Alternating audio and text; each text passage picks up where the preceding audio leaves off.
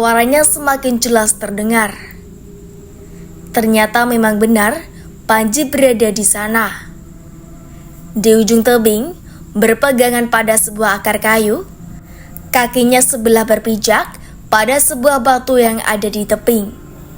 Para prajurit itu langsung dengan sigap meraih tangannya untuk membantunya naik ke atas. Dengan sekuat tenaga, dua orang prajurit menariknya keluar dari ujung tebing. Tapi badan Panji tidak kunjung bisa terangkat. Betapa anehnya hal itu, padahal Panji hanya bergelantungan di sana dengan tumpuan kaki pada sebuah batu kecil. "Panji, dia menarik kakiku!" katanya berteriak. Kami semua tentu tidak mengerti apa yang dimaksud Panji. Apakah ada seseorang yang menarik kakinya di bawah? Pada posisi itu, memang kami semua tidak bisa melihat seluruhnya apa yang ada di bawah Panji itu. Kaki kamu kenapa, Panji?" "Panji, ular itu menarik kakiku, Cok. Tolong!" katanya sambil menangis ketakutan. "Pak, sepertinya ada yang menarik kakinya di bawah tebing itu, Pak," kataku. "Perwira, tidak apa-apa di bawah sana. Cepat kamu tarik dia." "Prajurit, tidak bisa, Pak. Badannya seperti ditarik kembali ke bawah. Seperti ada yang menariknya di bawah." Cukup lama Panji dalam posisi itu tanpa ada tanda-tanda badannya bisa terangkat. Apa mungkin memang penghuni kampung gaib itu yang menarik Panji? Apa mungkin hanya Panji yang dapat melihatnya? Kami semua memang tidak ada yang melihat sesuatu di bawah Panji. "Panji, cepat, tolong aku. Suruh dia pergi. Suruh dia jangan menarik kakiku," katanya sambil menangis. "Rido, kami juga tidak tahu caranya, Panji. Bagaimana ini?" "Perwira, tarik terus badannya."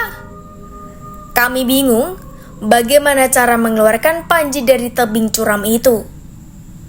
Dari arah belakang kami semua, tiba-tiba sesosok polisi hutan dengan pakaian lengkap yang sangat lusuh dan kotor tiba-tiba muncul. Dia tanpa berbicara dan tanpa suara, langkah kaki yang terdengar mengejutkan kami semua.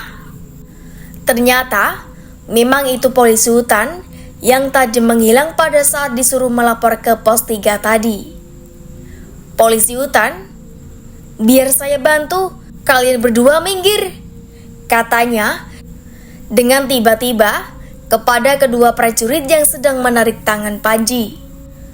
Dua orang prajurit itu hanya terdiam dan memberikan polisi hutan itu untuk membantu. Betapa ajaibnya, hanya dengan satu tangan polisi hutan itu menarik tangan Panji dan tiba-tiba Panji langsung bisa naik ke atas. Kami semua terkejut dengan hal itu. Panji langsung menangis di sana dengan posisi tiarap. Polisi hutan itu kemudian membalikkan badannya ke arah kami semua. "Perwira, kamu polisi yang tadi kan? Kemana kamu pergi tadi, meninggalkan dua prajurit yang mengawalmu?" Ekspresi polisi hutan itu sangat menyeramkan. Tidak seperti pada saat pertama kali datang untuk menunjukkan lokasi batu yang sesungguhnya itu. Yang sekarang mukanya pucat, bibirnya sangat pucat, matanya hitam pekat, bajunya juga kotor, robek dan rusuh. "Hentikan semua ini. Ini menjadi peringatan terakhir bagi kalian. Bagi bangsamu, jangan ada dari bangsamu yang berniat datang kembali ke desa Anjani. Kalau tidak, mereka akan menanggung akibatnya," katanya berbicara dengan nada yang menyeramkan. Aku sampai merinding mendengarnya. "Perwira, kamu siapa?" kata perwira itu bertanya kepadanya. "Polisi hutan, aku utusan dari Ratu Dewi Anjani. Sekarang kalian kembali. Jangan biarkan manusia kembali ke sini. Kamu jaga bangsamu, aku jaga bangsaku." Setelah berbicara seperti itu, Polisi hutan itu membalikkan badannya ke arah tebing dan tanpa berpikir panjang, dia langsung melompat menuju dasar tebing itu. Kami semua merinding ketakutan, semua prajurit itu terkejut melihatnya. Aku, "Pak, polisi hutan itu merupakan jelmaan dari makhluk gaib. Dia bukan polisi hutan yang aslinya." "Perwira, iya, sekarang aku mengerti. Baik, semua pasukan kembali." "Tentara, tetapi bagaimana dengan polisi yang melompat ke bawah itu?" "Aku, dia tidak nyata, Pak. Mungkin polisi hutan yang asli sekarang berada di suatu tempat di hutan ini." "Perwira, intinya sekarang kita kembali. Kita lakukan pengecekan pasukan di pos 3. "Tentara, siap, Pak." Kami semua kemudian berjalan kembali menuju tempat para peneliti itu menunggu. Setelah itu, kami melanjutkan perjalanan menuju pos 3, tempat semua pasukan berjaga. Dalam perjalanan kembali, tiba-tiba dari kejauhan terlihat seseorang tergeletak di tengah jalur pendakian itu. Prajurit yang bersama kami langsung berlari menghampirinya dan memeriksanya. "Prajurit, lapor, Pak. Dia polisi hutan yang tadi, Pak." Kami semua terkejut. Ternyata polisi hutan yang tadi melompat ditemukan tergeletak di tanah. "Perwira, bagaimana keadaannya?" "Tentara, sudah tidak bernyawa, Pak. Denyut nadinya sudah tidak ada." "Perwira, apa ada bekas gigitan ular di badannya?" "Tentara, tidak ada, Pak. Hanya tim medis yang bisa mengetahuinya." Aku ketakutan mendengarnya, padahal tadi kami berbicara dengannya, sekarang sudah menjadi mayat. Baju yang dia kenakan persis seperti polisi hutan, yang tadi dengan baju yang lusuh, kotor dan robek. Kenapa bisa polisi hutan itu tiba-tiba meninggal? Apakah dia diserang seseorang? Atau apakah dia juga digigit oleh ular yang langsung meninggal? Apa mungkin dia meninggal karena telah menunjukkan lokasi batu besar itu? Aku banyak berpikir tentangnya, sampai aku menebak-nebak kalau dia meninggal karena kesalahannya tadi. "Iqbal, ayo cepat kita pulang. Aku takut." "Daniel, iya, Pak, ayo kita pulang cepat." "Perwira, segera panggil tim medis dan lakukan evakuasi." Hari sudah menjelang sore, kami kemudian menunggu tim medis datang. Mungkin sekitar 20 menit, tim medis itu kemudian datang dan langsung melakukan pemeriksaan. Setelah itu, mayat polisi hutan itu kemudian dimasukkan ke dalam kantong jenazah dan dibawa oleh tim medis. Kami juga kemudian mengikuti dari belakang. Setelah berjalan cukup lama, kami akhirnya sampai di pos 3. Kami diberikan waktu istirahat di sana dan diberikan makan serta minum oleh tentara. Aku melihat 2 prajurit yang dikatakan digigit ular tadi terbaring di sana, sepertinya masih pingsan. Aku kemudian pergi menghampiri dokter yang ada di dekatnya. Aku, "Pak, apa mereka baik-baik saja?" "Dokter, kondisi kesehatan tubuhnya semakin menurun. Dia dalam keadaan pingsan. Kami sudah menyuntikkan serum antibisa." "Aku, apa mereka akan kembali sembuh?" "Dokter, kami juga tidak tahu pasti." Semua peralatan kemudian dibereskan dan bersiap untuk kembali. 2 prajurit yang pingsan kemudian segera dievakuasi dengan ditandu menuju ke pos 2. Dan 1 mayat juga dibawa turun, sementara sebagian prajurit masih berjaga di sana. Aku tidak tahu apa tujuannya, mungkin mereka masih ada perintah untuk berjaga. Kami semua kemudian berjalan menuju pos 2. Hari sudah mulai gelap. Iqbal di sana terus saja ketakutan dan aku menenangkannya. Aku kemudian berbicara kepada Panji sambil berjalan. Apa yang tadi kamu lihat di sana, Panji?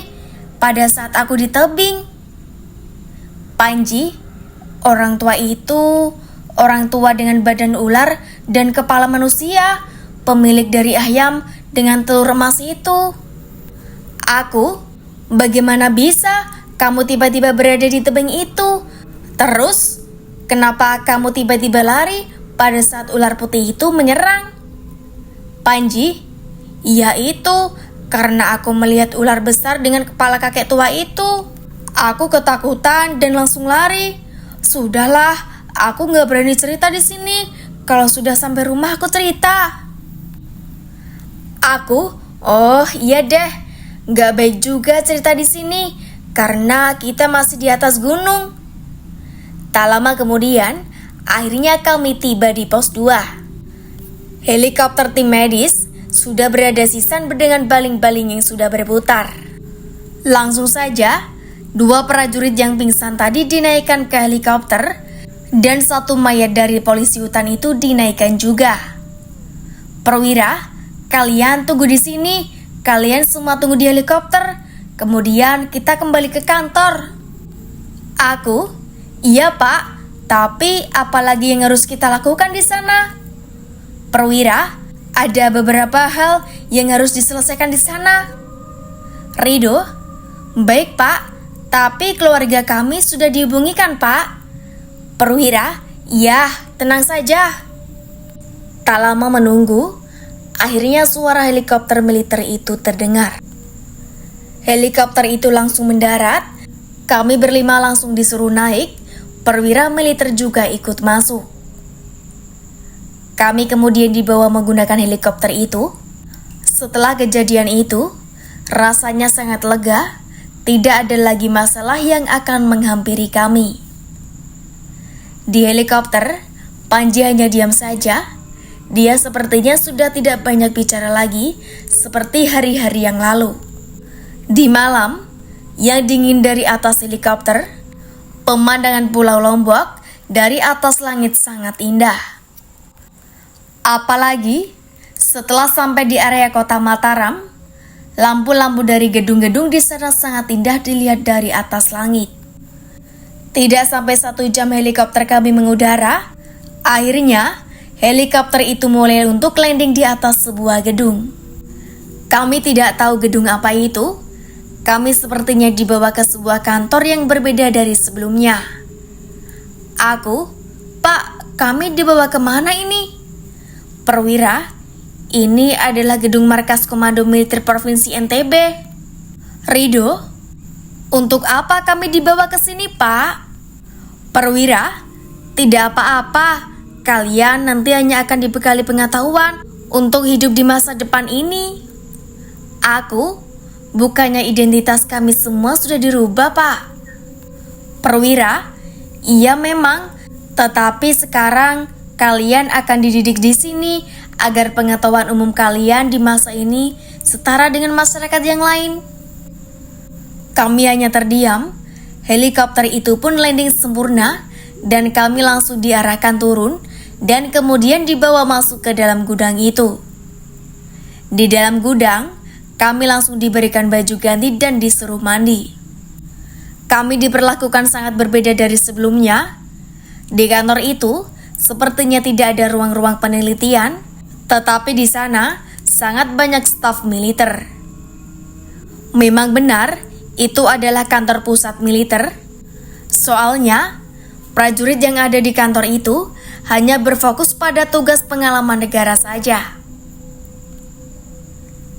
Kami diarahkan mandi di sebuah ruangan. Sepertinya itu ruangan staf-staf yang ada di kantor itu. Setelah semua kami mandi dan mengenakan baju baru, kami dipanggil masuk ke ruangan kantor perwira itu. Kami diperlakukan seperti tamu, tidak seperti objek penelitian. Di dalam ruangan itu, kami semua duduk di sofa tamu. Kemudian, kami diantarkan sebuah kotak, sepertinya itu makanan. "Perwira, itu kalian makan dulu ya. Itu hanya nasi kotak." Rido, iya Pak, terima kasih. Aku, Bapak nggak ikut makan. Perwira, saya sudah makan tadi pada saat kalian mandi. Aku, oh iya Pak, kami makan dulu. Perwira, silahkan. Kami makan dengan lahap karena memang kami sangat lapar. Perwira itu kemudian keluar ruangan tanpa berkata apa-apa. Setelah beberapa menit, kami selesai makan dan hanya duduk di kursi sofa itu. Setelah beberapa saat, perwira itu kembali masuk ke ruangan bersama 2 orang rekannya. Dia langsung duduk di kursi sofa itu juga. Perwira, mulai besok kalian berlima akan diberikan bimbingan mengenai pengetahuan umum di kantor ini. Panji, lah saya kan kerja di bengkel Pak, nanti saya bisa dipecat. Daniel, iya Pak, kan kami semua sudah punya identitas baru masing-masing. Kita bertiga ini juga sekarang kan lagi kuliah mengerjakan skripsi. Perwira, semua masalah itu biar kamu yang ngatur. Ini kami lakukan agar kalian punya ilmu untuk hidup di masa depan ini. Rido, berapa lama kami akan dididik di sini, Pak? Perwira, hanya seminggu. Sampai kalian paham dengan semua teknologi dan gaya hidup masyarakat zaman sekarang. Setelah itu kalian akan kembali dipulangkan. Aku, baik Pak, jika memang itu yang terbaik bagi kami. Iqbal, tapi orang tua kami, apa mereka sudah tahu hal ini Pak? Perwira, sudah kami hubungi. Besok juga orang tua kalian bisa menjenguk ke sini. Aku, HP kami di mana, Pak? Perwira, besok akan kami berikan. Itu juga akan menjadi bahan untuk pembelajaran kalian. Panji, apa kami boleh tidur, Pak? Saya ngantuk. Perwira, oh iya, kalian boleh tidur sekarang. Anak buah saya akan menunjukkan jalannya. Kami kemudian dibawa ke suatu ruangan. Kali ini, kami diberikan tempat tidur bersama dalam satu ruangan. Di dalam ruangan itu, ternyata sudah ada 5 ranjang tempat tidur. Tentara, ini ruangan tempat kalian tidur ya. Di sana juga sudah ada 1 kamar mandi untuk kalian pakai. Kalau kalian butuh sesuatu, kalian tinggal panggil kami. Aku, baik Pak, terima kasih. Kami kemudian langsung duduk di ranjang masing-masing. Panji langsung merebahkan badannya dan tidur. Sepertinya memang dia sangat ngantuk. Kami juga tidak berbicara apa-apa malam itu dan langsung ikut tidur juga karena memang badan kami sangat lelah setelah seharian berada di gunung. Pagi-pagi sekali, kami sudah dibangunkan oleh prajurit di sana. Kami kemudian langsung disuruh merapikan tempat tidur dan kemudian mandi pagi. Kami masing-masing diberikan handuk dan baju baru seragam oleh tentara itu. Tentara, kalian pakai seragam ini. Setelah kalian selesai mandi, kalian keluar dan langsung ke ruangan komandan ya. Aku, baik Pak. Tentara itu kemudian langsung keluar dari ruangan itu. Setelah tentara itu pergi, Panji di sini bermalas-malasan. Bukannya mandi, dia malah kembali tidur. Aku membangunkannya, tetapi dia tetap tidak mau bangun. Aku membiarkannya karena memang kami masih antri untuk mandi. Setelah semuanya sudah mandi, hanya Panji yang terakhir belum mandi. Aku kemudian membangunkannya agar segera mandi. Dia malah kembali menarik selimutnya. Akhirnya, Rido mengambil air dari kamar mandi dan menyipratkannya ke wajahnya. Akhirnya, Panji bangun dengan marah-marah kepada Rido. Panji, kamu apa-apaan sih? Jancok. Rido, kamu bangun cepat, cuma kamu sendiri yang belum mandi. Panji, bodoh amat, aku masih ngantuk. Aku, kalau kamu tetap mau tidur, ya udah kami berempat duluan keluar. Terserah kamu, nanti dimarahin sama Pak tentara di sini. Dia tidak menjawab dan kembali tidur. Kami akhirnya keluar tanpa memperdulikannya. kami langsung menuju ruangan perwira seperti yang tentara tadi bilang. Kami masuk dan menunggu di kursi sofa itu.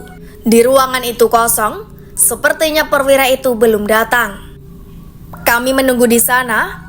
Panji juga sepertinya masih tertidur. Dia belum juga datang. Tak lama kemudian, perwira militer itu datang dan langsung memasuki ruangan kantornya. "Perwira, selamat pagi. Gimana tidur kalian? Nyenyak?" Kami kemudian menjawab, "Selamat pagi juga, Pak." "Perwira, teman kalian satu lagi mana?" "Daniel, dia masih molor, Pak." "Perwira, kalian di sini harus disiplin. Mulai sekarang kalian kan akan belajar di sini." Tiba-tiba pintu kantor itu terbuka. Kami semua melihat ke arah pintu itu. Ternyata itu Panji dengan muka yang baru bangun sambil didorong oleh satu prajurit. Kemudian Panji langsung ikut duduk di kursi sofa. "Perwira, kamu kenapa telat bangun?"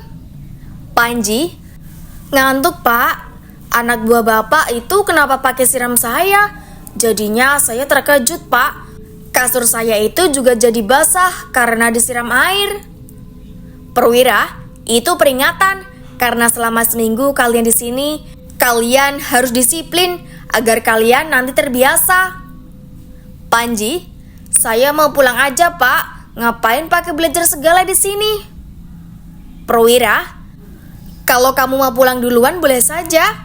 Tapi nanti kalau ada orang yang curiga kalau kalian berasal dari tahun 2006, kami tidak bisa membantu." "Daniel, kalau orang-orang tahu kami berasal dari tahun 2006, memangnya kenapa, Pak?" "Perwira, jelas kehidupan kalian akan dalam bahaya. Banyak orang yang akan datang ke rumah kalian, dan kalian juga mungkin akan dikucilkan masyarakat.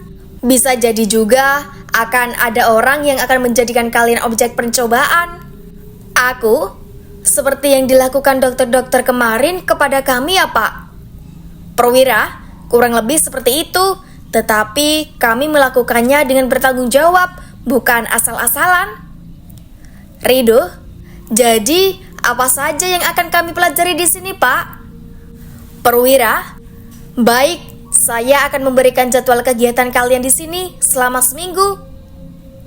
Perwira itu kemudian memberikan jadwal kegiatan kami selama di sana, mulai dari bangun pagi sampai tidur malam hari.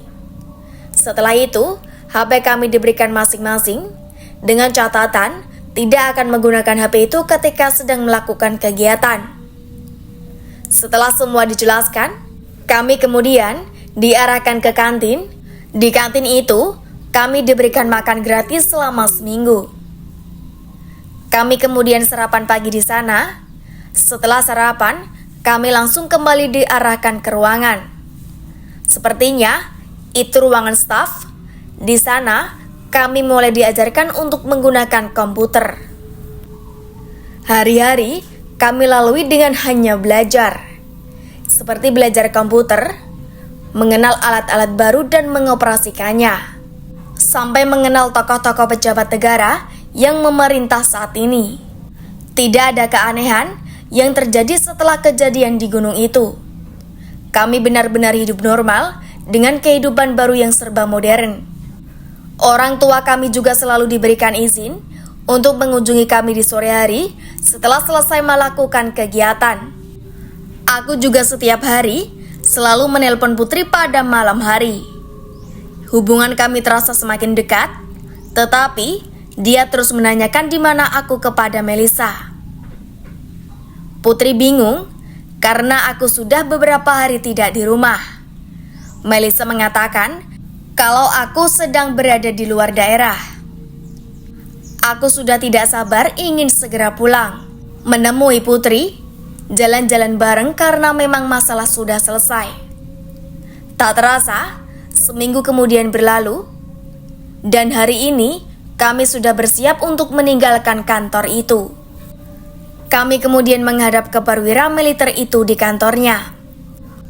Waktu sore hari, terakhir kami belajar di sana.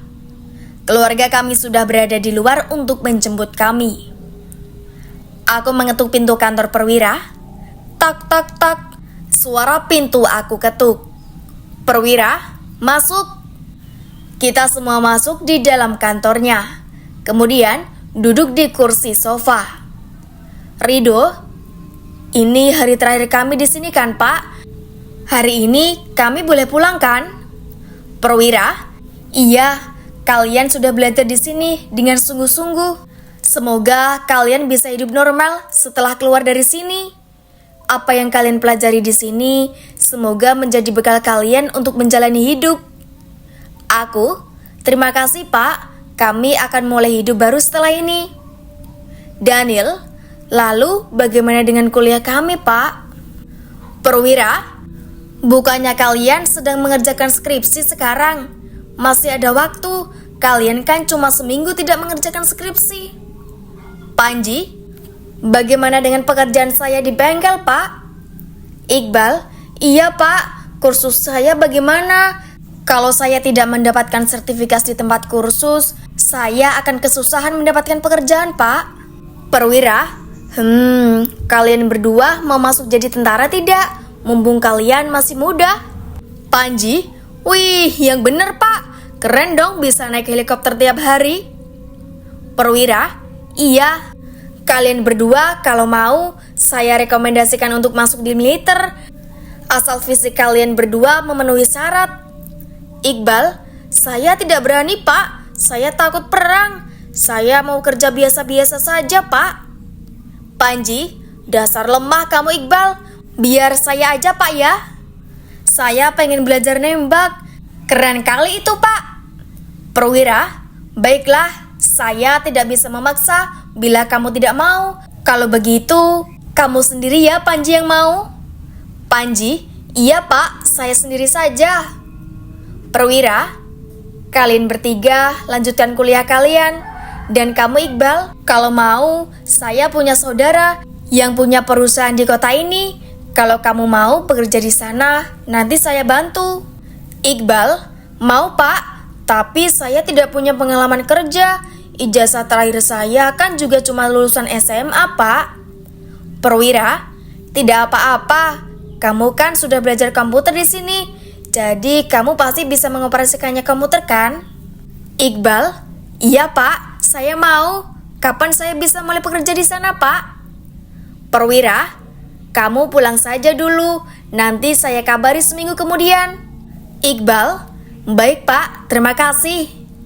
"Panji, terus saya gimana Pak? Kapan saya bisa mulai latihan perangnya Pak? Sudah tidak sabar nih."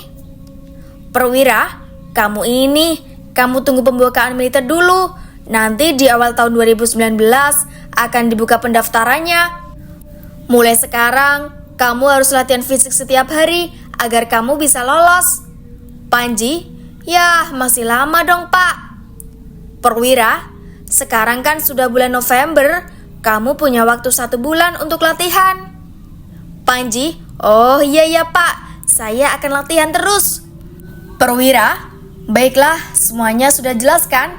Ada yang ditanyakan?" "Aku sudah sangat jelas Pak. Kami sangat berterima kasih karena telah memberikan kami ilmu di sini Pak." "Perwira, iya sama-sama. Sekarang kalian boleh mengemasi barang-barang kalian. Lalu kalian boleh pulang dan bertemu keluarga kalian." Kami dengan senang hati kemudian berpamitan kepada perwira itu dan langsung meninggalkan ruangan kantor itu. Di luar kantor kami sudah ditunggu keluarga masing-masing. Tidak berlama-lama di sana, kami kemudian pulang ke rumah masing-masing. Perasaan senang bahagia menyelimuti hati kami. Tidak ada masalah, tidak ada beban juga. Sesampainya di rumah, aku langsung berbincang-bincang bersama keluarga tercinta mengenai hal-hal yang kami lalui selama di gunung dan di kantor itu. Setelah di rumah, aku baru ingat kalau motor kami ketika berangkat mendaki itu masih terparkir di rumah Mas Arif yang membantu kami mendaki melalui jalur ilegal itu. Tak berpikir lama, aku langsung menelpon Daniel karena memang waktu itu aku berboncengan dengan Daniel. Tut tut, suara HP-ku berbunyi menandakan sedang memanggil. Aku, halo Nil. Daniel, halo Ron, ada apa? Aku, motor kamu bukannya masih berada di rumah Mas Arif itu? Daniel, hehehe, enggak kok Ron, nih motornya terparkir di halaman rumah. Aku, lah kok bisa? Siapa yang ngambil? Daniel, kata ibuku, polisi hutan yang mengantarnya ke rumah. Tahu nggak, jalur ilegal yang kita lewati dulu itu juga sekarang ditutupi sama petugas TNGS. Tidak ada yang boleh melewati jalur itu kecuali warga di sana. Aku, alhamdulillah kalau memang sudah aman motornya. Kasihan tapi ya Mas Arif itu sudah tidak punya kerjaan lagi di sana. Daniel, ya apa boleh buat? Mereka juga salah sih membuat pekerjaan seperti itu. Aku, ya udah, besok kamu datang ke rumahku ya. Kita kerjaan skripsi di rumah. Daniel, oke, siap. Aku kemudian menutup telepon. Tak terasa sudah malam hari, aku hanya menonton TV bersama keluarga. Benar-benar kehidupan yang tentram, tidak ada gangguan sama sekali dari makhluk gaib atau apapun itu. Setelah menonton TV, aku langsung tidur di kamarku. Malam pun berlalu dengan sangat cepat. Keesokan harinya, aku bangun pagi-pagi, mungkin karena sudah terbiasa bangun pagi waktu berada di kantor militer itu. Jadinya, aku cepat sekali bangun. Padahal, ibuku yang selalu membangunkanku, kali ini aku yang membangunkan ibuku.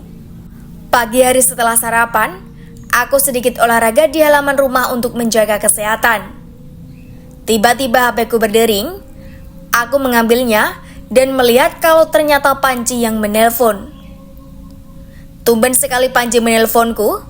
Padahal aku kalau tidak penting-penting amat tidak pernah telepon sama Panji. Aku kemudian mengangkat teleponnya. Halo? Panji, halo Ron, kita lari pagi yuk. Aku, wih, tumben banget kamu ngajakin aku olahraga. Padahal kamu kan pagi-pagi itu sudah minum kopi sambil merokok kan? Panji, iya cok, aku kan mau masuk militer. Aku udah gak merokok sama ngopi lagi sekarang. Aku, jadi kamu serius mau masuk militer ya? Wih, bagus tuh. Panji, iya dong, biar bisa naik helikopter, naik tank. Wih, gimana ya rasanya? Pasti keren kan? Aku, keren tuh Panji. Emang kamu mau lari kemana? Panji, ke lapangan gor yuk. Maklumlah, aku gak punya cewek buat temenin lari. Aku, gimana ya? Di sini, aku mikir buat ngajakin Putri lari pagi juga. Aku, bentar ya. Nanti kalau jadi, aku telepon balik ya. Panji, ya udah, aku tunggu kamu. Aku kemudian menelpon Putri untuk mengajaknya lari pagi. Betapa senangnya aku. Ternyata Putri mau. Dan memang katanya tidak ada kegiatan hari ini. Aku kemudian kembali menelpon Panji untuk lari. Akhirnya aku mandi dan bersiap-siap. Padahal tujuanku di sini bukan untuk lari, tapi untuk ketemuan sama Putri. Hehe. Selesai mandi, aku panasin motor dulu. Melisa, Kak mau kemana? Katanya sambil membawa cucian. Aku, Kakak mau ke rumah Rido. Melisa, kok rapi banget mau ketemu Putri ya? Aku mau ke rumah Rido. Ibuku kemudian keluar dari dapur. Ibu, Roni, kamu mau kemana nak? Aku mau ke rumah Rido bu. Ibu, kamu kan baru pulang nak. Gimana kalau terjadi apa-apa sama kamu nak? Aku, sekarang sudah aman bu. Tidak ada gangguan lagi sekarang. Roni sudah hidup normal bu. Ibu, ya udah, kamu cepat pulang ya. Kalau terjadi sesuatu, hubungi keluarga ya.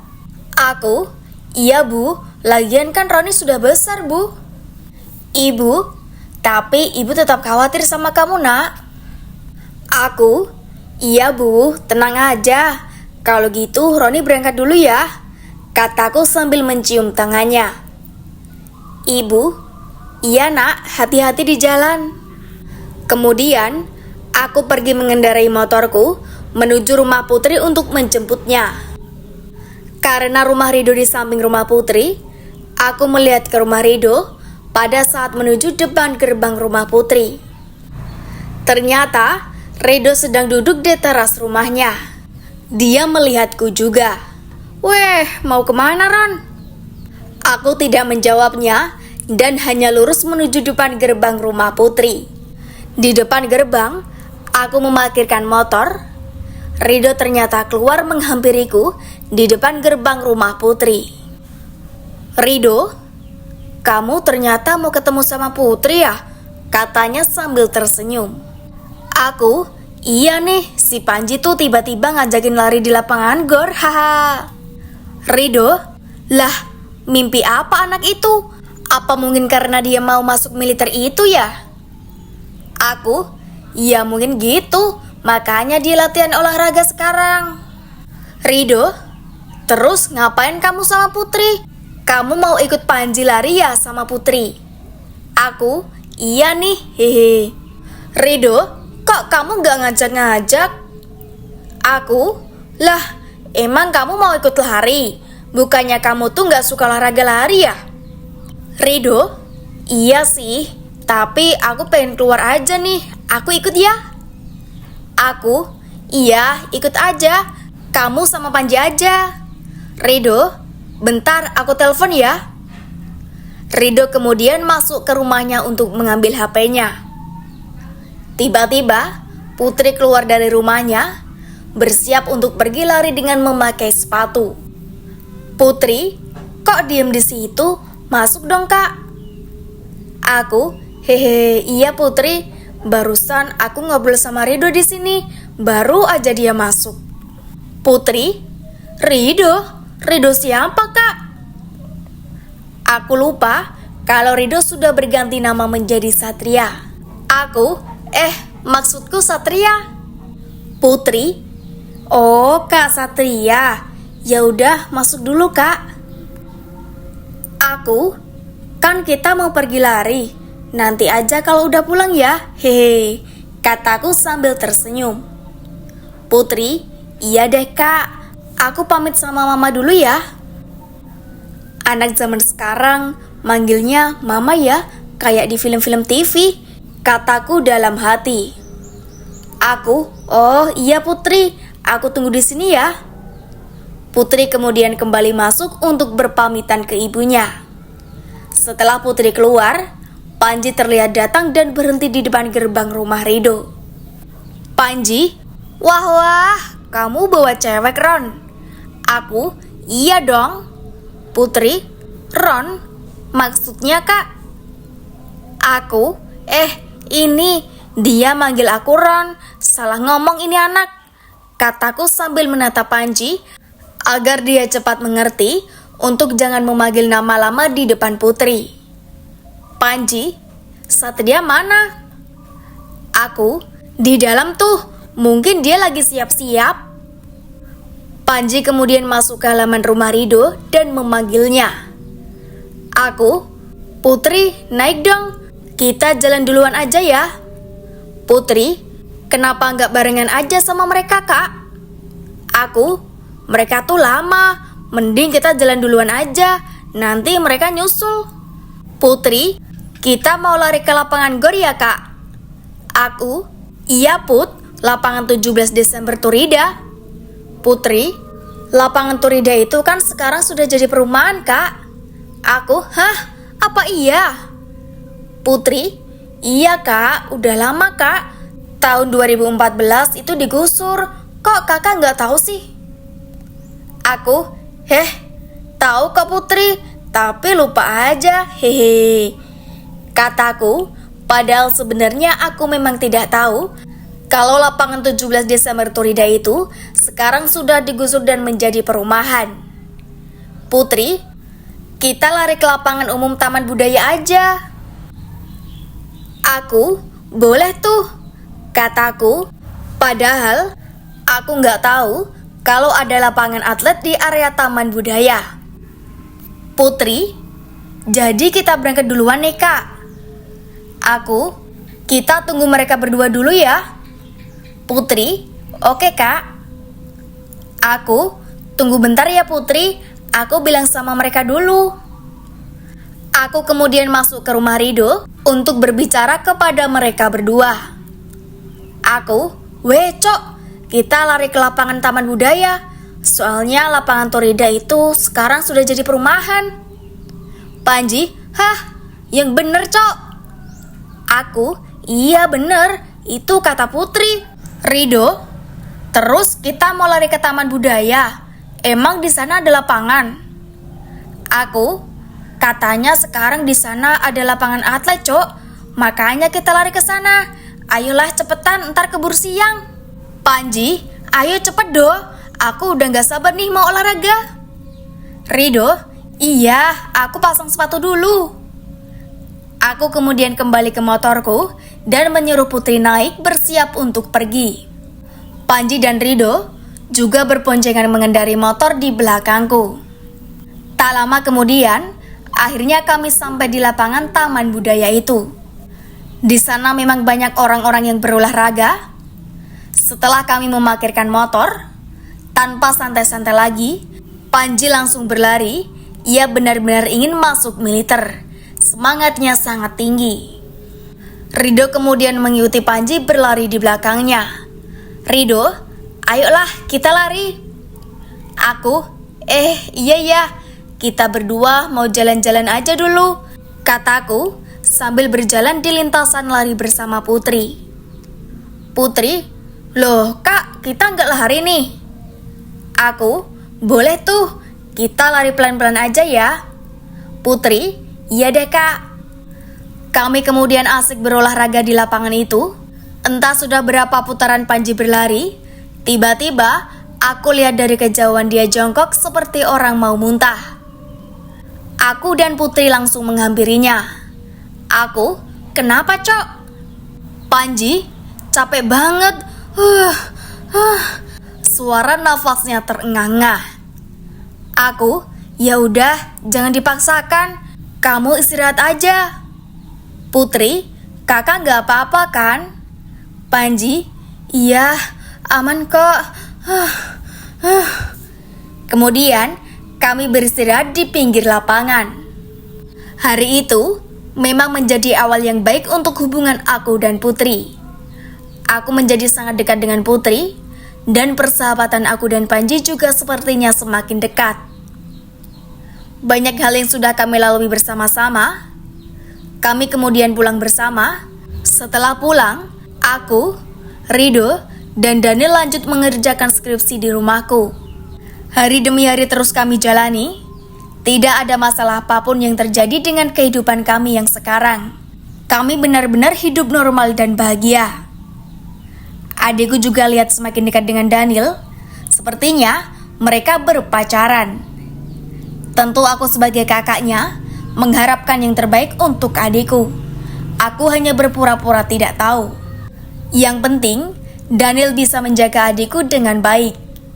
Seminggu telah berlalu, aku mendapat kabar kalau Iqbal ternyata sudah masuk bekerja di perusahaan milik saudara dari Pak Perwira itu. Kami juga tidak mau kalah. Kami bertiga semakin semangat untuk mengerjakan skripsi agar kami bisa menyelesaikan kuliah dengan sempurna. Assalamualaikum, permisi, kataku di depan gerbang rumah Putri. Waalaikumsalam, masuk kak. Aku memasukkan motorku di halaman rumah Putri. Motor aku parkirkan, kemudian helm aku lepas. Putri, masuk ay, kata Putri menghampiriku. Aku, iya sayang, kataku sambil tersenyum. Putri, hehe. Ternyata 1 bulan telah berlalu semenjak semua kejadian aneh terjadi. Di sini, aku sudah pacaran dengan Putri. Aku kemudian masuk ke dalam rumah Putri, kemudian duduk di kursi ruang tamu. Putri, mau minum apa, ay? Aku, gak usah, kita kan mau pergi daftar sidang skripsi. Putri, jadi kita mau langsung berangkat sekarang. Aku, iya sayang. Putri, ya udah deh, aku ambil tas dulu ya. Aku, oke Ai, aku tunggu. Putri kemudian masuk ke kamar untuk mengambil tasnya. Tiba-tiba, ibunya Putri keluar. Ada tamu, kata ibunya Putri. Aku, hehe, iya bu, kataku sambil bersalaman. Ibu Putri, udah lama, kok Putri nggak membuatkanmu minum? Aku, hehe, iya bu, baru aja datang. Kami mau ke kampus sekarang, mau daftar sidang skripsi bu. Ibu Putri, oh begitu, ya udah kalian perginya hati-hati ya. Kalau sudah selesai langsung pulang ya. Aku, iya bu. Putri kemudian keluar dan kemudian berpamitan kepada ibunya. Aku kemudian keluar menghidupkan motorku. Kami berdua kemudian pergi ke kampus untuk mendaftar sidang skripsi. Daniel sudah menunggu di kampus, sedangkan Rido dan Melisa sudah lebih dulu daftar sidang skripsi.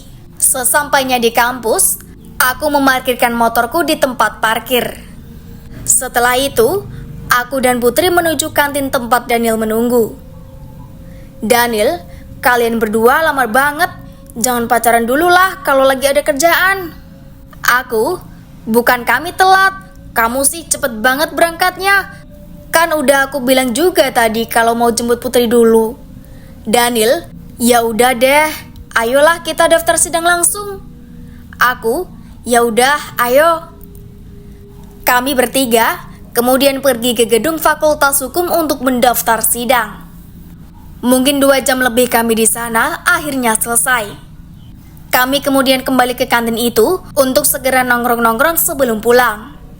Daniel, aku pulang duluan ya, ada urusan nih. Putri, kok cepet banget kak? Daniel, iya nih ada urusan, aku pulang dulu ya cok. Aku, ya udah hati-hati ya. Daniel pulang dan hanya aku berdua dengan Putri.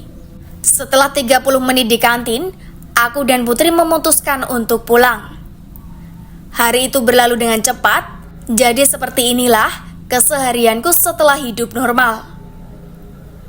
Masa depan yang indah dengan tubuh yang tidak berubah. Tidak ada yang menyangka kalau usia asliku sebenarnya sudah 30 tahun lebih. Tetapi, identitas baruku tertulis 21 tahun. Kami berlima bisa merahasiakan ini semua dari orang lain, tetapi tidak dengan orang yang kita cintai. Suatu saat nanti mereka pasti akan mengetahuinya. Setelah mendaftar sidang, tinggal menunggu waktu sidang skripsi dan kemudian acara wisuda. Momen yang aku tunggu-tunggu setelah sekian lama, dihadiri oleh orang-orang tercinta dan kehidupan yang normal. Hari demi hari berlalu dan tiba di saat kami wisuda, aku, Rido, Daniel, Putri, dan adikku Melisa berada di acara yang sama dengan didampingi orang tua kami. Perasaan senang, bahagia menyelimuti hati ini dan senyum bangga dari kedua orang tua. Iqbal dan Panji juga datang menghampiri acara wisuda kami. Acara wisuda sudah berlalu, sekarang waktunya mencari pekerjaan yang layak. Rencanaku setelah mendapatkan pekerjaan, aku akan langsung melamar Putri menjadi istriku. Putri ternyata tidak butuh waktu lama. Sekarang, dia sudah masuk kerja sebagai staf di kecamatan walaupun belum PNS. Aku sangat senang mendengar pacarku sudah mendapatkan pekerjaan, tetapi aku sedikit malu karena aku masih belum mendapatkan pekerjaan. Suara HP-ku tiba-tiba terdengar di saku celanaku. Aku yang sedang berada di tempat fotokopi langsung mengangkat teleponnya. Yang menelpon adalah Daniel. Daniel, halo Ron. Aku, halo. Daniel, kamu masih belum dapat kerjaan? Aku, iya nih. Aku mencoba memasukkan lamaran di kantor-kantor notaris, tapi belum ada panggilan. Ini aku lagi fotokopi berkas juga. Daniel, kita sama aja. Ya udah, ke rumah aku aja Ron. Aku, ngapain? Daniel, ngumpul-ngumpul aja. Aku sudah telepon Rido juga. Aku, oh oke deh. Aku jalan sekarang setelah selesai fotokopi ini. Daniel, ya udah cepetan ya. Selesai di tempat fotokopi, aku kemudian pergi ke rumah Daniel. Sesampainya di sana, memang benar Rido juga berada di sana. Aku kemudian langsung masuk ke rumah Daniel dan duduk. Kami mengobrol, di sana membahas masa lalu dan hal-hal lucu yang pernah kita alami. Rido mengajak aku dan Daniel untuk membuka usaha saja kalau masih belum mendapatkan pekerjaan. Tetapi, membuka usaha itu membutuhkan modal. Ternyata, di zaman sekarang ini, mencari pekerjaan sangat susah sekali. Padahal, pada saat kami baru lulus sekolah dulu, banyak pekerjaan yang menanti sehingga kami memutuskan kuliah. Teman-teman sekelas kami dulu banyak yang langsung bekerja. Aku dengan sekarang mereka, ada yang sudah punya perusahaan dan ada juga yang gagal dan sekarang hanya bekerja serabutan. Rido, Iqbal yang langsung bekerja sangat enak ya sekarang, sudah menikmati gaji. Daniel, iya cok, coba aja dulu aku ikut juga kerja sama dengan Iqbal. Aku, iya ya, Iqbal sekarang sibuk ya. Rido, iya cok, tadi malam aku telepon, dia sibuk terus. Liburnya hanya hari Minggu katanya. Daniel, kalau Panji kabarnya gimana ya? Rido, aku juga kurang tahu kabarnya. Terakhir aku komunikasi dengan dia 5 hari yang lalu. Katanya lagi sibuk tes seleksi masuk militer. Aku, wah sibuk-sibuk semua ya. Jadi kita bagaimana sekarang? Rido, ya aku juga bingung. Kalau bikin usaha kan harus ada modal. Daniel, adik kamu Melisa gimana Ron? Dia udah dapat kerjaan belum? Aku, belum juga. Katanya sih kemarin aku dengar dia mau masuk di staf kelurahan gitu. Daniel, wah kapan dibuka Ron? Kok aku gak tahu infonya? Padahal kan kita satu kelurahan. Kenapa kamu gak masuk di sana juga? Aku, biarin aja adikku di sana. Aku gak mau bersaing dengan dia. Daniel, kalau gitu aku mau ikut dong kerja di sana. Aku, mana bisa, seleksinya sudah seminggu yang lalu. Kamu telat. Di tengah percakapan kami, tiba-tiba HP-ku berdering. Ternyata yang menelpon adalah adikku Melisa. Aku kemudian mengangkatnya. Melisa, halo kak, aku akhirnya keterima kerja kak. Katanya dengan gembira. Aku, alhamdulillah, di staf kelurahan ya dek. Melisa, iya kak. Aku ikut senang mendengarnya. Mendengar kabar Melisa udah dapat kerjaan sedangkan aku belum. Aku jadinya agak malu kepada orang tuaku. Daniel, adik kamu keterima kerja ya? Aku, iya nih di kantor kelurahan. Rido, alhamdulillah. Aku pulang dulu ya. Rido, lah kok pulang sih? Aku, iya nih, aku pengen pulang aja nih. Mau nemuin adikku yang keterima kerja. Rido, ya udah, aku juga pulang ya Nil. Daniel, ya udah deh. Kabarin nanti kalau ada lowongan pekerjaan ya. Rido, oke, siap. Aku dan Rido kemudian pulang dari rumah Daniel. Aku langsung ke rumah menemui adikku. Di sana adikku terlihat sangat senang. Melisa, kakak yang semangat ya. Nanti juga dapat kerjaan kok kak. Aku, iya dek, kakak sedang berusaha sekarang. Permisi, paket. Terdengar suara teriakan orang dari luar rumah. Aku dan Melisa kemudian langsung keluar. Ternyata itu adalah tukang pos. Kurir, ini ada surat masuk untuk Pak Andi. Aku, itu saya Pak. Surat apa ini Pak? Kurir, itu ada nama pengirimnya Mas. Aku, oke Pak, terima kasih ya. Kurir, iya Mas, kalau begitu saya pergi dulu ya. Melisa kemudian mengambil surat itu dari tanganku dan melihat pengirimnya. "Melisa, ini pengirimnya dari Pertamina, Kak. Emang kakak sudah masukin lamaran ke Pertamina ya?" Aku, "Hah, masa sih?" "Iya, kakak memang pernah masukkan lamaran ke kantor Pertamina. Coba-coba aja, siapa tahu keterima." Melisa, "Wah, sepertinya ini surat panggilan, Kak. Panggilan interview mungkin." Aku, "Coba buka cepat, Dek. Kakak penasaran ini syaratnya apa?" Melisa kemudian langsung membuka surat itu. Kami berdua kemudian membacanya. Ternyata benar, itu surat pemanggilan interview.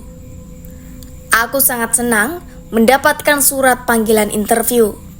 Semoga saja aku bisa keterima kerja di Pertamina. Aku waktu memasukkan lamaran mengambil bagian manajemen. Tak sabar rasanya untuk segera ke kantor Pertamina untuk melakukan interview. Hari-hari kemudian berlalu, tiba di waktu saatnya untuk interview.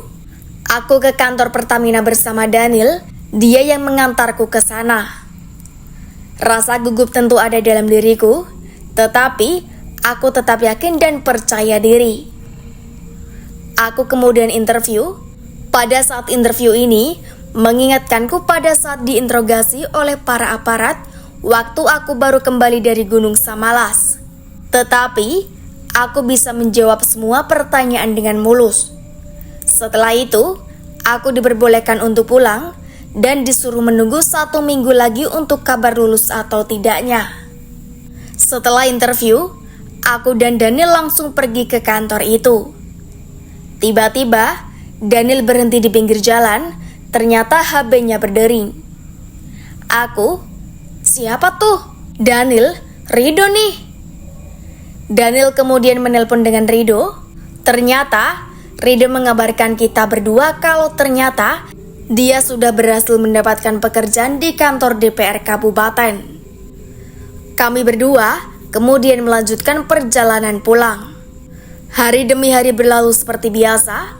Tidak sabar menunggu hari di mana aku akan diinfokan apakah aku lolos masuk bekerja di Pertamina atau tidak. 1 minggu kemudian, di mana hari aku akan mendapatkan panggilan kerja. Aku menunggu panggilan dari HP-ku di hari itu. Aku yang hanya duduk di kursi sambil menonton TV tiba-tiba terkejut mendengar HP-ku berbunyi. Aku mengira itu adalah panggilan dari Pertamina. Ternyata itu adalah panggilan telepon dari Daniel. Aku, "Halo, ada apa, Nil?" "Daniel, aku keterima kerja, Cok." Aku, "Wah, di mana?" "Daniel, di kantor notaris." Aku, "Wah, selamat ya, Nil." "Daniel, iya Ron, kamu gimana? Udah keterima belum?" Aku, "Belum nih. Ini aku lagi nunggu panggilan." "Daniel, ya udah, semoga keterima ya." Aku, "Oke, Nil." Aku kemudian memastikan telepon Daniel. Belum sempat aku menaruh HP-ku di meja, tiba-tiba HP itu kembali berdering. "Ada apa sih anak ini?" kataku. Aku kira Daniel yang menelpon. Ternyata itu adalah nomor yang tidak aku simpan di HP. Aku kemudian mengangkatnya. Betapa terkejutnya aku. Ternyata itu adalah panggilan kerja dari Pertamina. Aku akhirnya lulus untuk bekerja di Pertamina. Aku sangat senang dan langsung mengabarkan orang-orang terdekatku. Aku sudah keterima kerja, tetapi masih merasa sedih. Ternyata aku ditempatkan di kantor Pertamina yang berada di Batam. Tentu sangat jauh dari rumahku. Tetapi mau gak mau, aku tetap menerimanya. Nanti juga aku pasti bisa pulang dan kembali berkumpul bersama keluarga. Sebelum pergi kerja ke Batam, aku berpamitan kepada semua keluarga dan teman-teman terdekatku.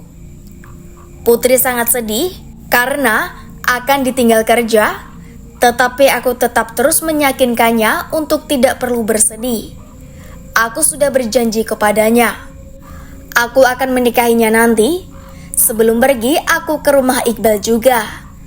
Aku menemuinya di rumahnya.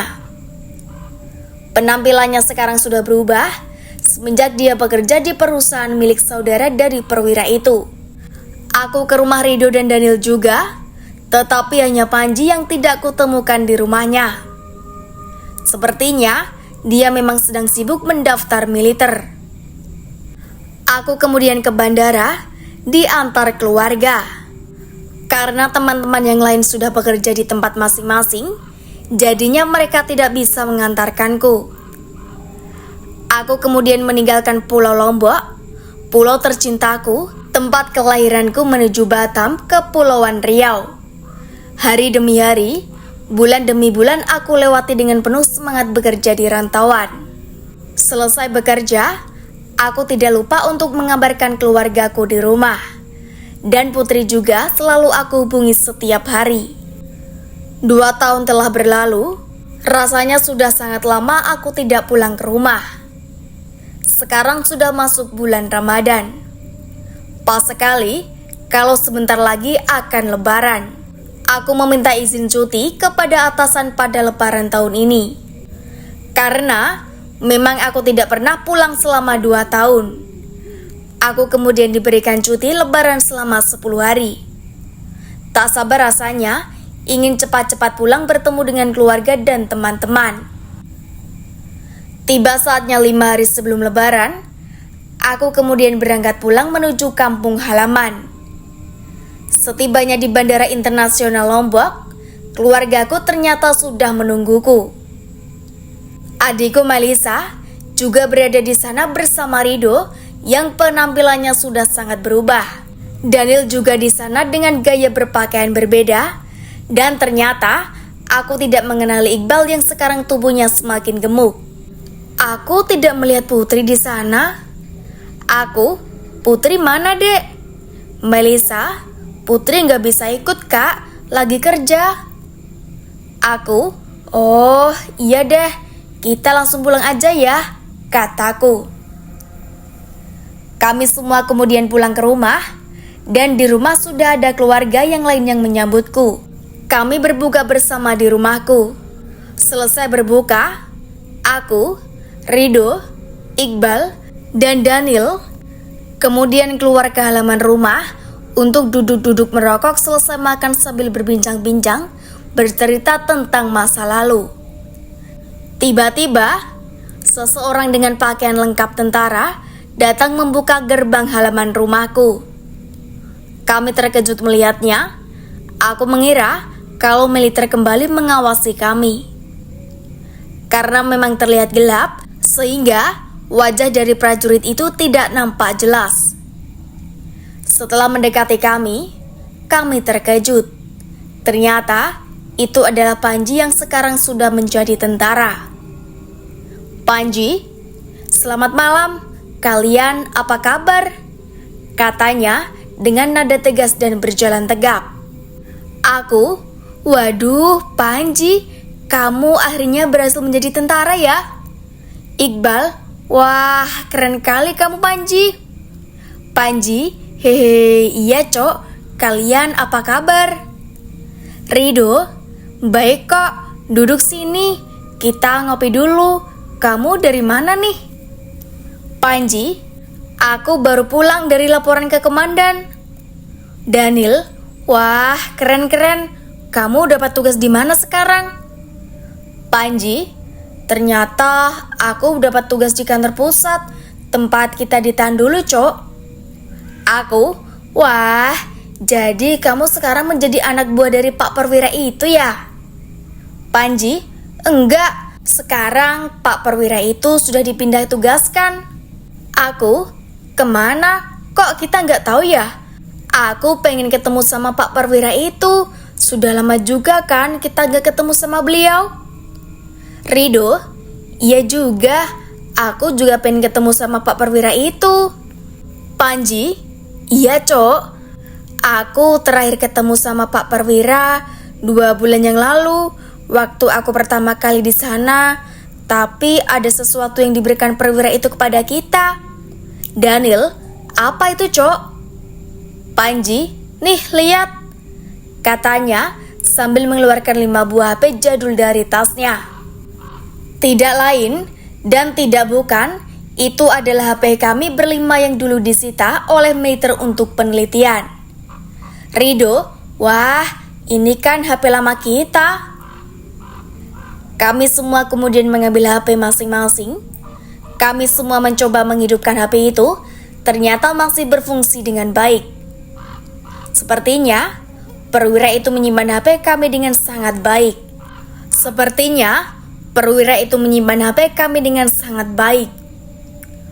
Aku membuka semua isi HP-ku. Betapa terkejutnya aku. Ternyata semua foto-foto di HP itu masih utuh.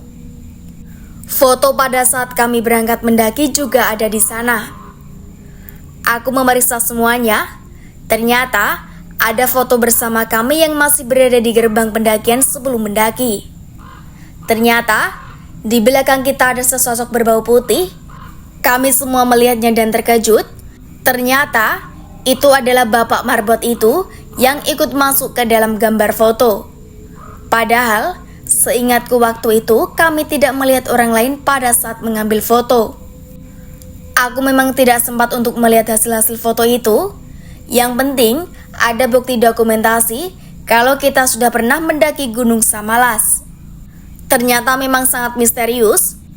Kita ternyata sudah diikuti oleh orang dari kampung gaib itu sebelum kami mendaki. Ternyata banyak hal yang aku temukan di HP-ku ini. Ternyata di setiap kami mengambil foto pada saat pendakian, semua ada penampakan orang di sana. Terutama Bapak Marbot yang berbaju putih itu selalu saja berada di belakang kami pada saat berfoto. Kami hanya bisa terkejut melihat semua itu. Kami akan menyimpannya sebagai kenangan hidup kami yang misterius. Keesokan harinya, aku kemudian bertemu dengan Putri, wanita yang sangat aku cintai. Tidak menunggu lagi, selesai lebaran aku langsung bertunangan dengannya. Aku akan menikahnya di tahun depan. Aku akan meminta izin cuti menikah di tahun depan.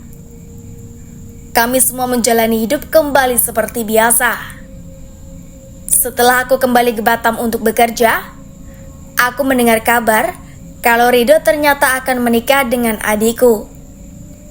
Aku merestuinya dan hanya bisa berdoa agar rumah tangga mereka selalu harmonis. Banyak hal yang sudah kami lewati, hanya Tuhan yang mengetahui maksud kehidupan kami. Yang berliku-liku semua ini adalah takdir kami semua. 5 pendaki yang hilang. Tamat.